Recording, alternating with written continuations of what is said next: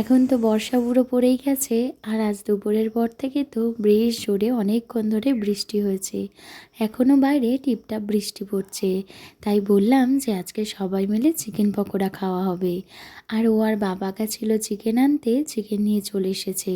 আর আজকের মামুনি আর বাবাকে ছুটি দিয়েছি আমরা। আমি, ভাইয়া আর ও তিনজন মিলে আজকে চিকেন পকোড়া বানাচ্ছি। বাবা মায়েরা তো সবসময় আমাদের জন্য করে, তাই আমাদেরও উচিত মাঝে মাঝে ওনাদের জন্য কিছু করা, রান্নাঘর থেকে ওনাদের ছুটি দেওয়া। আমরা তিনজনেই রান্নাঘরে কাজ করছি, মামুনি এসে মাঝখানে একটু কাজ করে গেছে, আর বাবাও বারে বারে আসছে। আসলে বাবা মায়েদের ছুটি কখনোই হয় না সন্তানদের থেকেই। আমি যেহেতু এখানে থাকি না, ব্যাঙ্গালোরে সব কাজ নিজে থেকেই করি, তাই এখানে আসলে আমার দুই বাড়ির লোক কেউ আমাকে কাজ করতে দেয় না খুব একটা। জামাই ষষ্ঠীর পরের দিন তো আমাদের ওখানে সবাই মিলে চিকেন পকোড়া খাওয়া হয়েছিল, কিন্তু ওই দিন সকালে জামাইবাবুর হাতে বিরিয়ানি খেয়ে সন্ধ্যাবেলা পকোড়াটা অতটা এনজয় করে খেতে পারিনি।